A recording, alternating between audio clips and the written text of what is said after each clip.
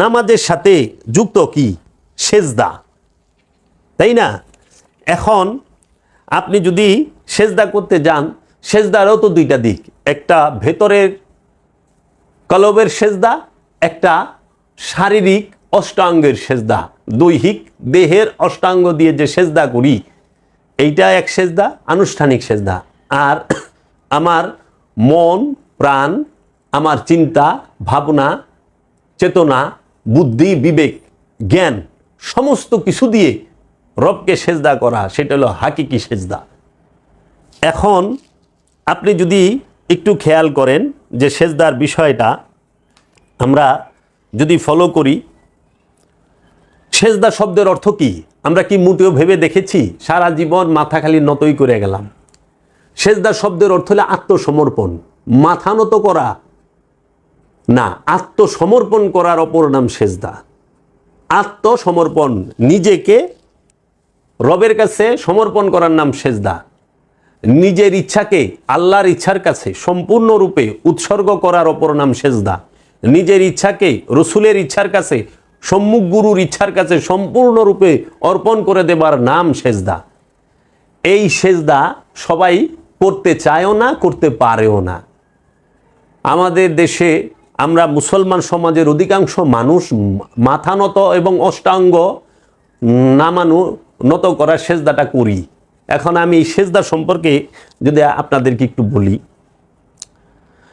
সেজদা তথা আত্মসমর্পণ প্রকৃতির নিয়মের কাছে নয়। সেজদাটা কই করবেন? সেজদা মানে কি? সেজদা তথা আত্মসমর্পণ, এই সেজদাটা প্রকৃতির নিয়মের কাছে নয়, আল্লাহর ইচ্ছার কাছে করতে হবে আত্মসমর্পণ। আল্লাহর ইচ্ছার কাছে সেজদা করতে হবে, আল্লাহর ইচ্ছার কাছে আত্মসমর্পণ করতে হবে, প্রকৃতির নিয়মের কাছে নয়। সেজদা হলো ইবাদতের মূলনীতি, আর মূলনীতি কখনো বদলায় না। মূলনীতি কখনো তৌহিদ আবার কখনো শিরক হতে পারে না। সেজদা হইল ইবাদতের মূলনীতি। আমরা জন্মলগ্ন হইতে মৃত্যুর আগ পর্যন্ত যত ইবাদত বন্দিগি যাহা কিছুই করি, এটার মূলনীতি একটাই, সেজদায় পৌঁছাবার জন্য, আল্লাহর ইচ্ছার কাছে নিজের ইচ্ছাটাকে সম্পূর্ণরূপে আত্মসমর্পণ করে দেবার জন্য যত ইবাদত বন্দিগি ভালো কর্ম। তাই সেজদা হইল ইবাদতের মূলনীতি। মূলনীতি কখনো বদলায় না, মূলনীতি কখনো তৌহিদ আবার কখনো শিরক হইতে পারে না। আমাদের সমাজে এখন বলা হয় না যে হ্যাঁ মাজারে সেজদা করছেন শিরক হচ্ছেন, মাজারে সেজদা করছেন শিরক হচ্ছে, পীরকে সেজদা দিচ্ছেন শিরক হচ্ছে, পীরের সেজদা করা শিরক, মাজারে সেজদা করা শিরক। আসলে বিষয়টা তারা সেজদার বিষয়টাই বুঝতে পারে নাই, মাজারে এবং পীরকে কোন সেজদা করে। সেজদারও দুইটা দিক, একটা সেজদায় তাজিমি, একটা সেজদায় তাবুদি। একটি হচ্ছে ইবাদতের সেজদা, আরেকটি হচ্ছে সম্মানের সেজদা। এখন এই সেজদা সম্পর্কে, এই সেজদা অর্থ কি কোরআনের মাজিদের মধ্যে থেকে আমরা বিভিন্ন ডিকশনারি থেকে পাই। এখন আমরা যদি ডিকশনারি হতে অর্থটি গ্রহণ করি তাহলে সেজদার অর্থটি কি দাঁড়ায়? রহিবুল বাকির আল মানজেদ নামক আরবি ডিকশনারির 457 পৃষ্ঠায় সেজদার অর্থ করা হয়েছে সম্মানার্থে মাথা নত করা, ইবাদতের জন্য কপাল ও নাককে জমিনের উপর রাখা। আল মেজবা নামক আরবি ডিকশনারিতে 361 পৃষ্ঠায় অর্থ করা হয়েছে কাকুতি মিনতি সহকারে মাথা নত করা। আল কামুস নামক আরবি ডিকশনারি 396 নম্বর পৃষ্ঠায় অর্থ করা হয়েছে মাথা নত করা সম্মানার্থে এবং ইবাদতের জন্য। এখন কথা হইল, আমি যত রকম কথাই আপনাদেরকে বলি না কেন, যত রকম যুক্তি ও দলিল দেখাই না কেন, মনের বিরুদ্ধে গেলেই তা সহজে সবাই গ্রহণ করে নিতে কষ্ট হয়। মনের বিরুদ্ধে গেলে পরেই সহজে সেই জিনিসটা গ্রহণ করে নিতে খুব কষ্ট হয়। আপনারা যদি একটু খেয়াল করেন দেখবেন, আমি যতই বুঝাই না কেন এটা তাজিমি সেজদা এবং এটা ইবাদতের সেজদা, কিন্তু কিছু লোক দুটোকে এক করে দেখে, তাজিমি আর ইবাদতের সেজদাকে এক করে দেখে। মানুষ ফরজ রোজা আর নফল রোজা মেনে নেবে, মানুষ ফরজ নামাজের বেলায়ও ফরজ নামাজ, সুন্নত নামাজ, নফল নামাজ, মুস্তাহাব নামাজ মেনে নেবে, কিন্তু ওয়াজিব নামাজ মেনে নেবে। কি ফরজ নামাজ মানবে, সুন্নত নামাজ মানবে, ওয়াজিব নামাজ মানবে, তারপরে নফল নামাজ মানবে, কিন্তু সেজদার বেলায় তাহারা মোটেও এই সেজদায় তাজিমি আর সেজদায় তাবুদি, এবাদতের সেজদা আর সম্মানের সেজদা মানবে না, মানতে রাজি নয়। আপনি সারা পৃথিবীর সমস্ত কোরআন হাদিসের দলিলও যদি তার সামনে দাঁড় করান, তিনি ঠেটা ব্যাম্বো, তিনি ঠেটার মতো খাড়াইয়াই থাকবে, বলবে মানলাম না, মানবো না। কে আছে মানাবে? মানুষের এত ঠেকা পড়ে নাই বাবা, নিজের বাদ খায় আপনারে মানানের। মানলে মানেন, না মানলে না মানেন, ইউটার্ন লইয়া ফুল স্পিডে ভাইগা যান।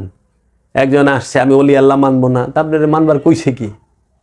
আল্লাহ তো কয়ে দিছে অলি মানলে এই হবে, অলি না মানলে এই হবে।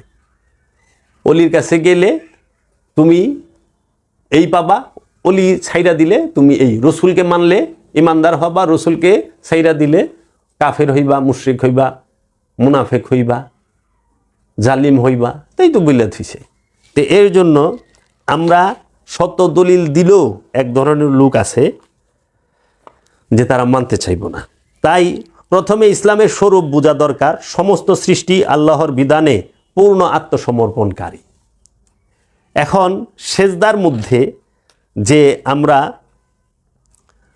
দুইটা দিক দেখি, একটি মাথা নত করার সেজদা, আরেকটি হইল আল্লাহর সম্পূর্ণ হুকুম আহকাম, আদেশ নির্দেশের উপরে জীবন পরিচালনা করার সেজদা। তা এখন আপনি যদি একটু খেয়াল করেন যে বর্তমানে সবাই সৈনিক ধর্ম, এই নিয়ম কানুন, এইটার উপরে বিশ্বাসী, কিন্তু ত্যাগের ধর্ম, প্রেমের ধর্মে মোটেও বিশ্বাসী নয়।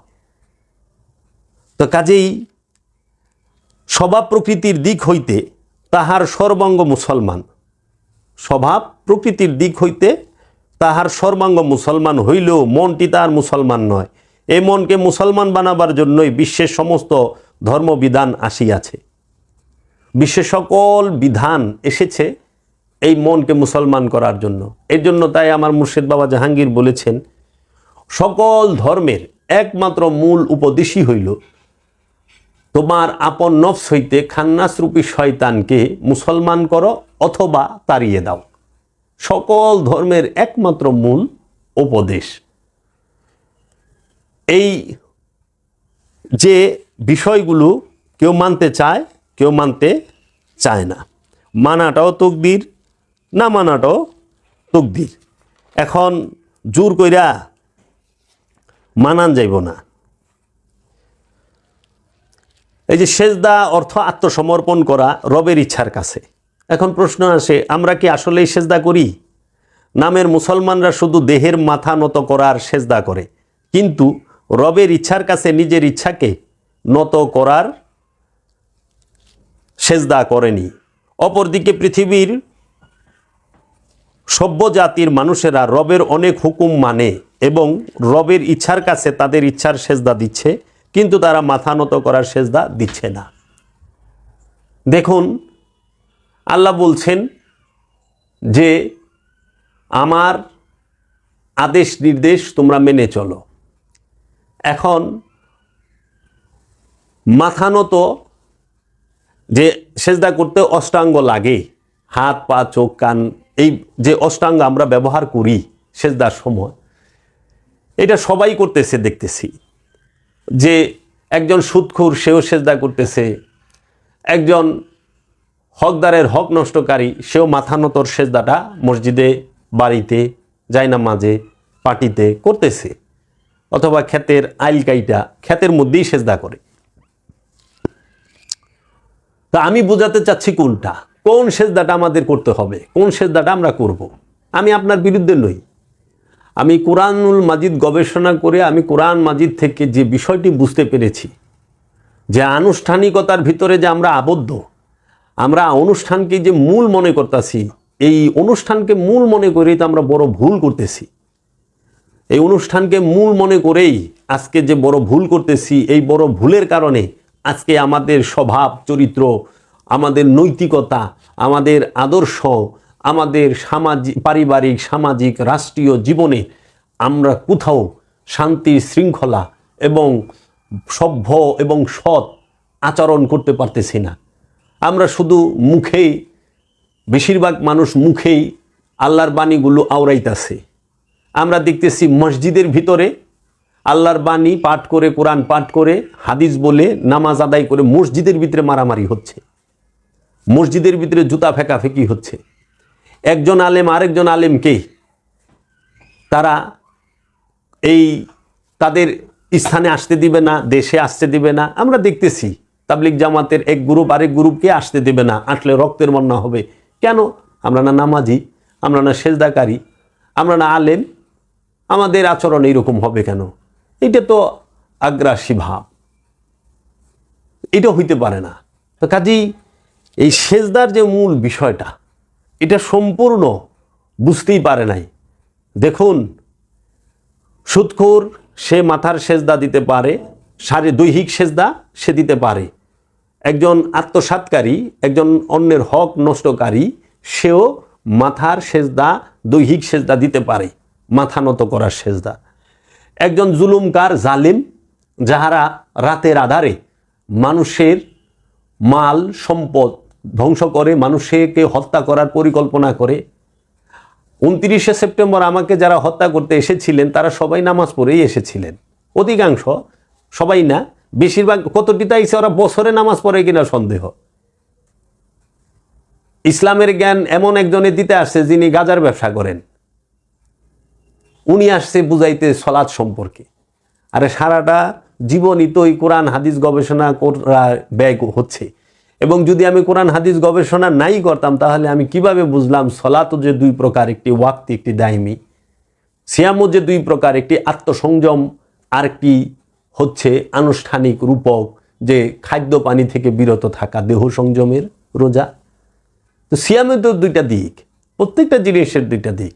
তাহলে এই সেজদা আত্মসাৎকারী করতে পারে, হকদারের হক নষ্টকারী করতে পারে। কিসের? মাথা নতর সেজদা এবং দৈহিক শারীরিক সেজদাটা মাথা নত করে এবং সর্বাঙ্গ নত কইরা। যে জেনা করছে, জেনা কইরা যায় মাথা নতের সেজদা করা যায়, মাথার সেজদা দেওয়া যায়, মাথা নত করার সেজদা দেওয়া যায়। ঘুষ খায়া মাথা নত করার সেজদা দেওয়া যায়, সুদ খায়া মাথা নত করার সেজদা দেওয়া যায়।